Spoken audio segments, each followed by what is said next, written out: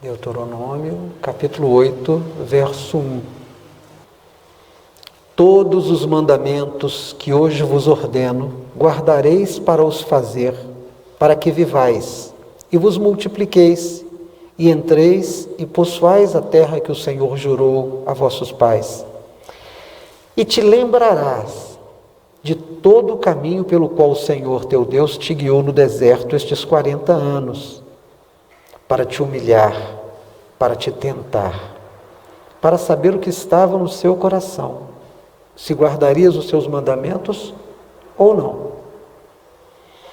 Por favor, vá até Tiago, capítulo número 1, verso 2. Meus irmãos, tende grande alegria quando cairdes em várias tentações, sabendo que a prova da vossa fé produz paciência. Tenha, porém, a paciência a sua obra perfeita, para que sejais perfeitos e completos, sem faltar coisa alguma. Verso 12. Bem-aventurada a pessoa que sofre a tentação, porque quando for provada receberá a coroa da vida, a qual o Senhor tem prometido aos que o amam. Amém.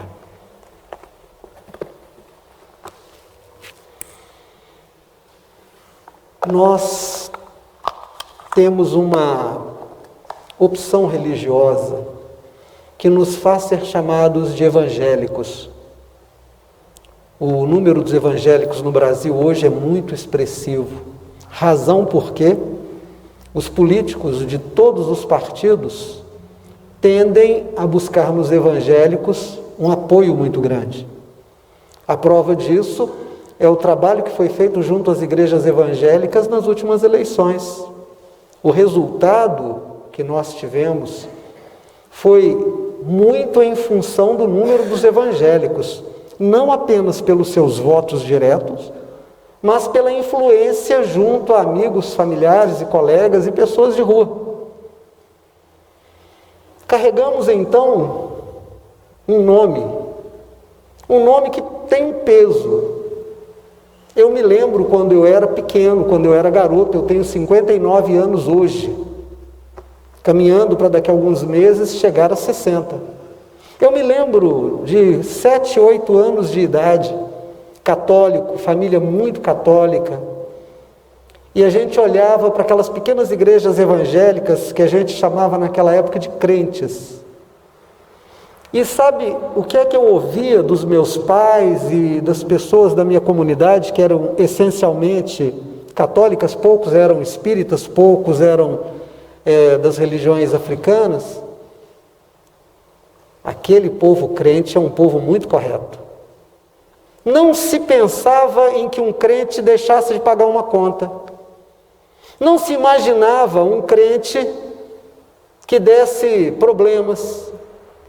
Você sabia que crente não fumava, não bebia, não mentia, não chegava atrasado, não roubava.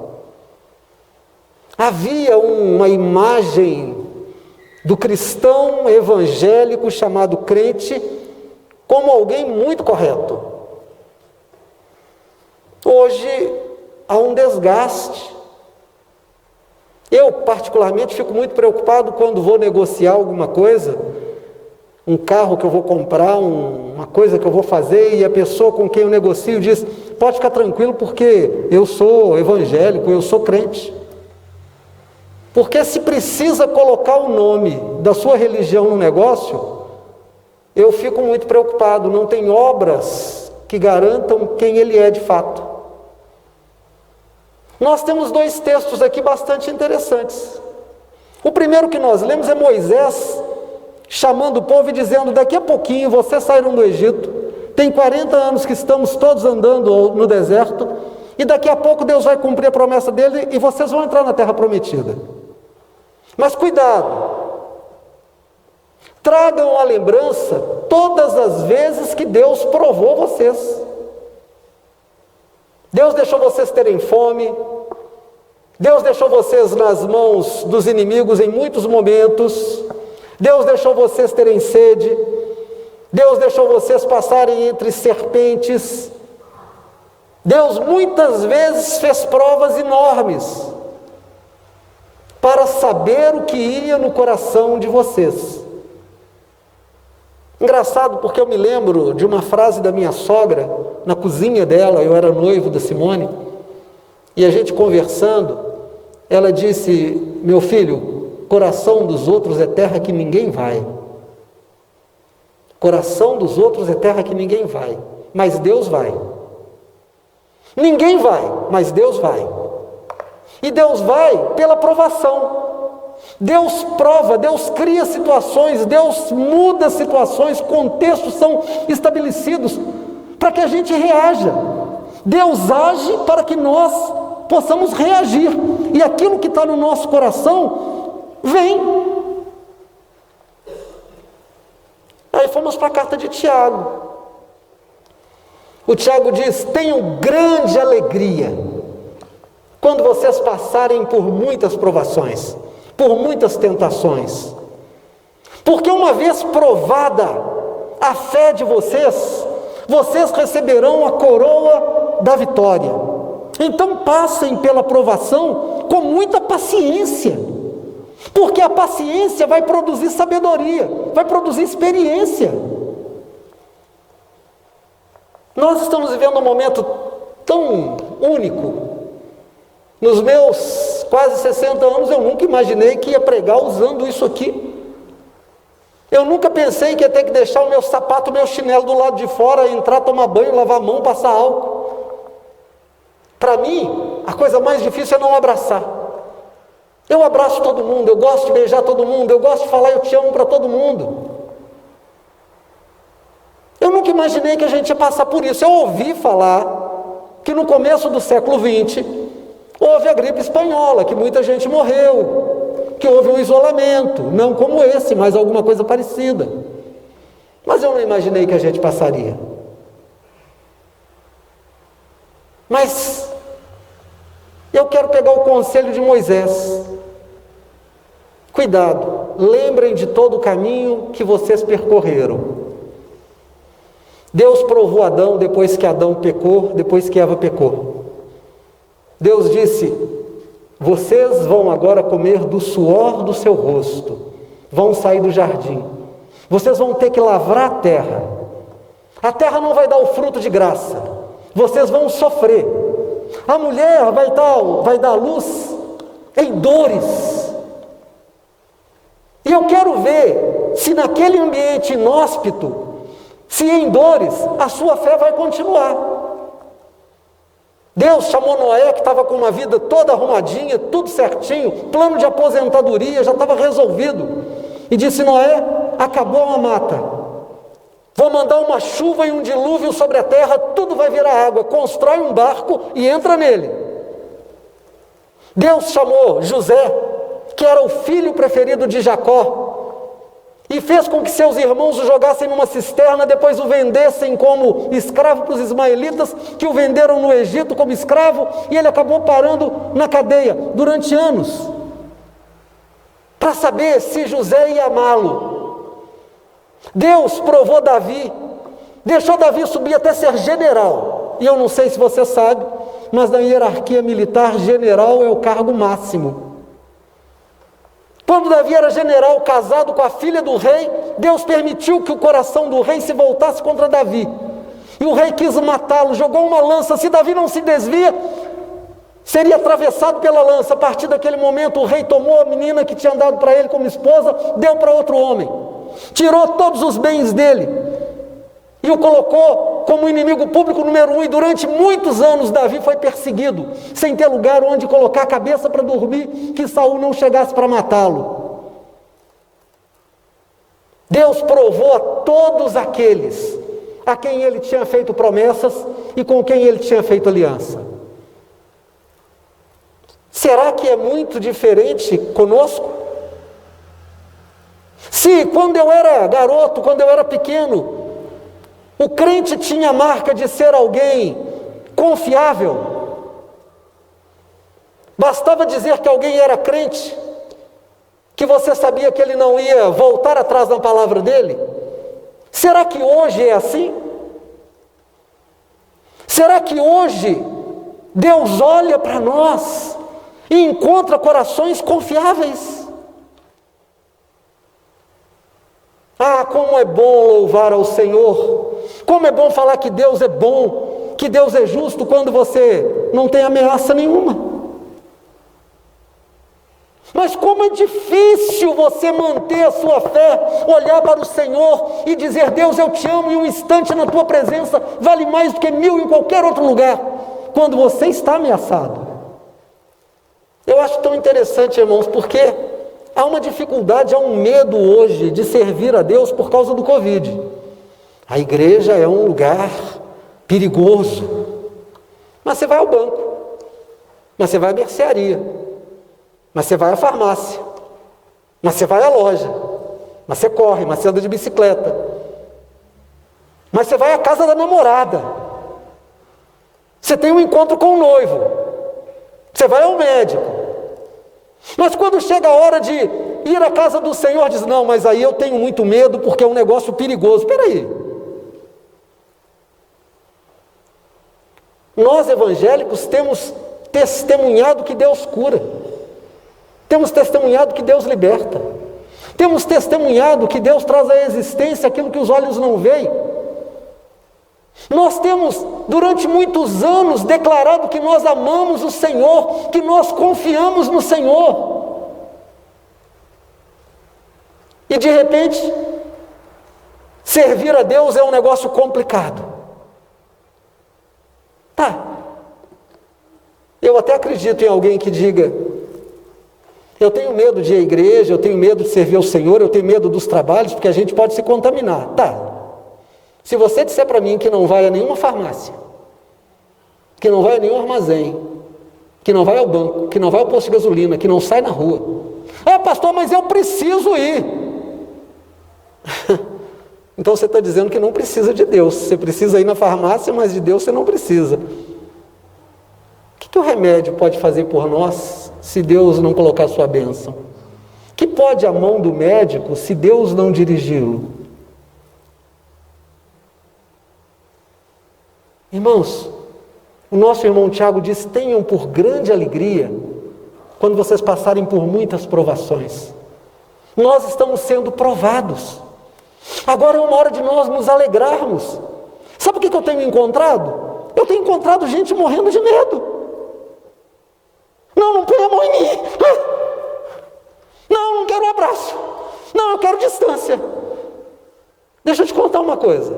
Essa semana eu ouvi dizer, e você também deve ter ouvido dizer, nos noticiários, que há uma mutação naquilo que eles chamam de gripe suína. E que o vírus está mudando e ele é extremamente contagioso. E hoje, agora à tarde, eu acabei de ler que os cientistas estão achando muito esquisito uma mutação que está acontecendo no influenza, que é o vírus da gripe comum, que está se tornando extremamente letal. A gente não vê o inimigo, a gente não vê mais. A nossa confiança tem que estar no Senhor. Agora é a hora de nós nos aproximarmos de Deus. Olha aqui para mim, em nome de Jesus. No começo disseram assim: existem grupos de risco. Sabe quem é o grupo de risco?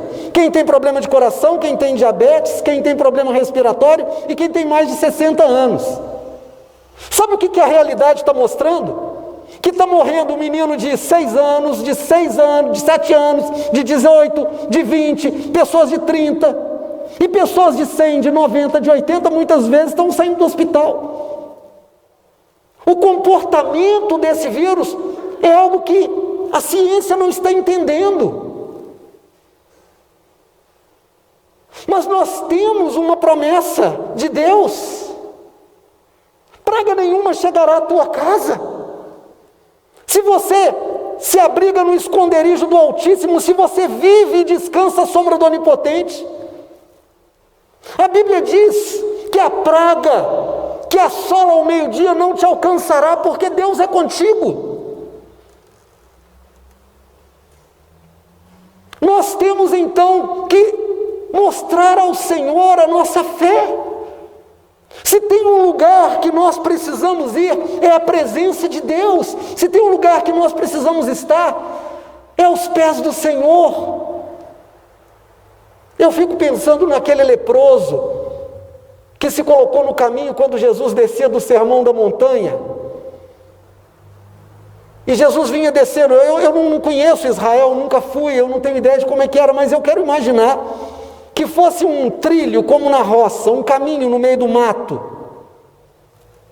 Jesus vem descendo e de repente aparece um homem diante dele, carcomido pela lepra, talvez sem nariz, talvez faltando um dedo, talvez já sem orelha, talvez com os ossos da face aparecendo porque já tinha sido comido. Ele já era leproso. E ele olha para Jesus e diz: eu sei que o Senhor pode me curar se o Senhor quiser. Irmãos, que declaração de fé. Ele não disse: eu fiquei sabendo agora porque eu fiz um exame na Unimed de Jerusalém que eu estou com lepra, mas ainda não manifestou o sintoma. Ele não disse isso. Ele não disse: olha, rogaram uma praga em mim dizendo que eu vou ficar leproso, eu estou com medo desse negócio me pegar. Ele não disse isso. Ele já estava leproso, já estava faltando um pedaço no corpo dele. E ele olha para Jesus e ele diz: eu sei que o Senhor tem poder para me curar se o Senhor quiser. Ele estava num lugar onde Jesus passaria, ele se ajoelhou aos pés do Senhor e ele declarou a Deus. Quando ele fala a Deus, eu me lembro do Salmo 91, aquele que diz ao Senhor: tu és o meu Deus. O que nós temos dito ao Senhor da nossa fé com a nossa atitude de medo? Pastor, só está dizendo que eu vou jogar a máscara fora, não vou mais passar álcool, não vou lavar a mão, eu vou... Não estou falando nada disso, irmão. Faça porque é uma orientação que os homens conseguiram, mas vamos combinar que não está indo muito bem. Os números mostram que não está funcionando muito bem. Mas eu prefiro acreditar que a palavra de Deus vai se cumprir na vida de todo aquele que se puser no caminho do Senhor. Que a palavra de Deus vai se cumprir em todo aquele que se colocar aos pés do Senhor. De todo aquele que buscar de verdade em Deus.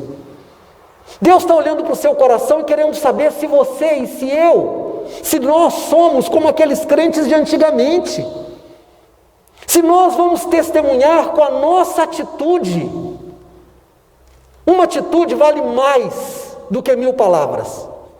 Felipe, que bom que você está aí, Felipe. Imagine você, Felipe, que eu chegasse aqui para fazer uma palestra sobre os males do cigarro. O cigarro dá câncer, e durante a palestra eu tiro do bolso o meu cigarro e acendo. E eu fumo enquanto eu prego para você. O que você vai dizer para mim? A sua atitude é maior do que as suas palavras. Meu querido, minha querida, olha para mim em nome de Jesus.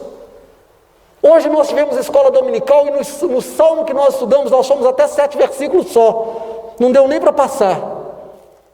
O verso 2 diz: de manhã eu declararei, Senhor.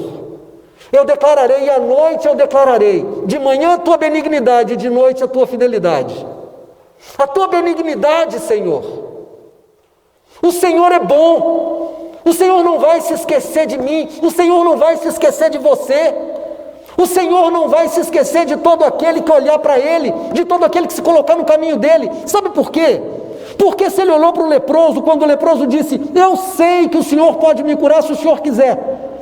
E a resposta de Jesus foi: eu quero. E tocou no leproso, imediatamente o leproso ficou são. A mesma Bíblia diz que olharam para Ele e foram iluminados. Seus rostos não serão confundidos. Aí você sai e você vai mostrar com a sua atitude a sua fé. O irmão Tiago, pouquinho para frente do texto que nós lemos, ele diz assim: você tem fé? Me mostra com as suas obras, com as suas atitudes, porque eu, com as minhas atitudes e com a minha obra, posso te mostrar a minha fé. Pastor, como é que eu devo me portar agora nesse tempo com fé? Ponha Deus em primeiro lugar. Vou te falar uma coisa em nome de Jesus. Se Deus não puder ou não quiser proteger você, isso aqui não vai proteger não, irmão. Se Deus não te proteger, isso aqui não vai te proteger não. Se Deus não te proteger, álcool nenhum vai purificar a sua mão. Se Deus não te proteger, banho nenhum vai livrar você. Se Deus não tomar a sua causa na mão dele, não existe médico ou remédio que possa curar qualquer pessoa. Você já viu um milagre de perto? Quem aqui já viu um milagre de perto? Levanta a mão, por favor. Tem um moço chamado Wellington. O Wellington já esteve aqui na igreja algumas vezes. Mora para o lado de Contagem, salvo engano meu. Quando me convidaram, me chamaram, me pediram para orar por ele, ele havia tomado bomba em academia para ficar musculoso. Você tem dois caminhos para ficar musculoso numa academia, né, Mário? Você pode treinar muito, ter uma alimentação equilibrada e esperar muito tempo, porque não é do dia para a noite que você fica bonitão, fortão. Mas o Wellington queria ficar bonitão e fortão muito rápido. Ele deu esse testemunho aqui.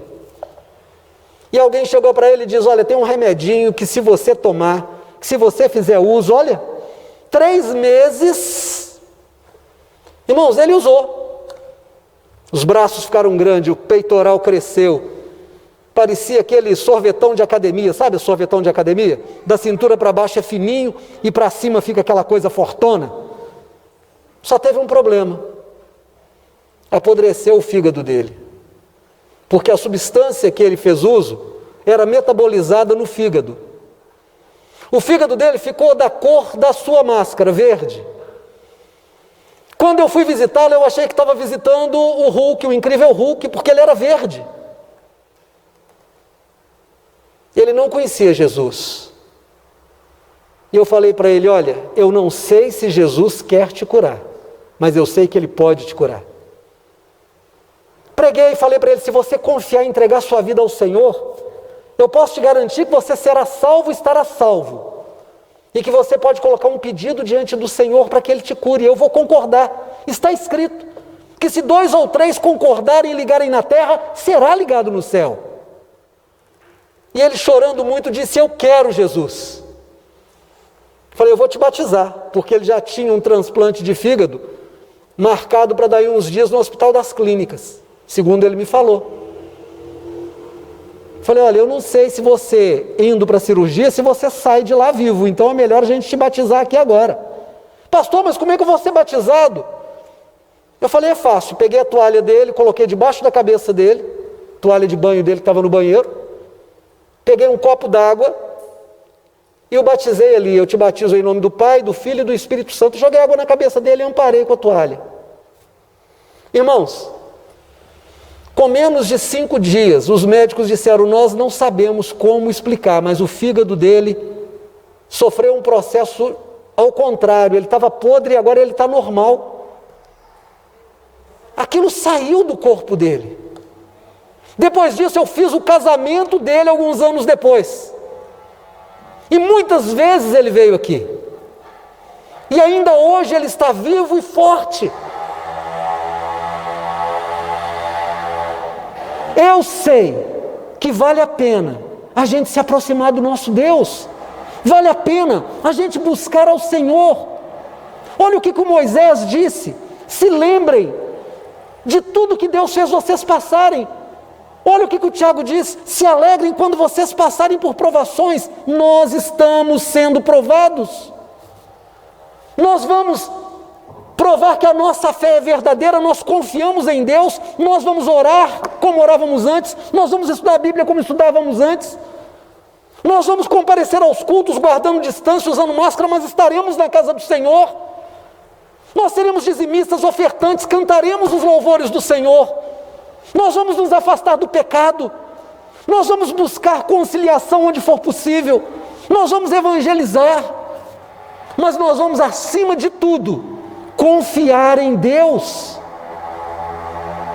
Quem tem televisão em casa, por favor? O Bruno Mazeu, filho do Chico Anísio, lançou aí, está lançando um programa que também vai para o Globoplay, que é alguma coisa sobre confinamento. Vocês viram a propaganda? Alguém viu? Você viu? Ótimo. E eu vi a entrevista dele com o Bial, né? Sendo entrevistado pelo Bial, e ele disse, olha, eu já fiz tudo que tinha que fazer em casa. Eu vi todas as séries, eu trabalhei pelo computador, eu vi as séries de novo, eu vi todas as lives, eu li tudo que podia ler. Mas aí chega uma hora que a gente não aguenta mais, não tem mais jeito, você não tem mais o que fazer. Irmãos, eu quero te contar um segredo maravilhoso. Se você se aproximar de Deus, não haverá tédio. Quando a gente entra na presença do Senhor, não tem tédio. Nós entramos na eternidade, o nosso coração é aquecido pelo Espírito Santo. Não é apenas uma questão de Deus não deixar a doença nos pegar, é uma questão de que nós somos completos na presença de Deus. Então eu quero te falar uma coisa em nome de Jesus para a gente concluir. A sua atitude vai dizer para o mundo, vai dizer para Deus e vai dizer para o diabo. A sua atitude nesse momento, se você leva a sua fé a sério, se Deus realmente está no primeiro lugar da sua vida, se conhecendo a Deus o que está no seu coração te governando, é medo ou é fé? Porque se é medo, a Bíblia diz que o perfeito amor destrói todo temor. Então a afirmação ao contrário também é verdadeira.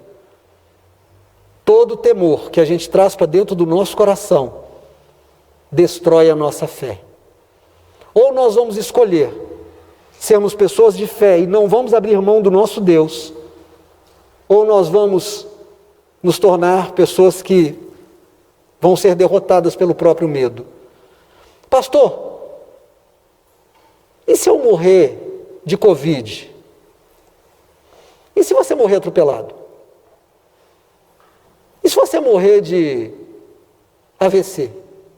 E se você morrer de velhice com 104 anos? É melhor? Eu prefiro ter uma aliança com Deus e saber que a minha eternidade com Deus já começou aqui em nome de Jesus. E você? Fique de pé, vamos louvar ao nosso Deus?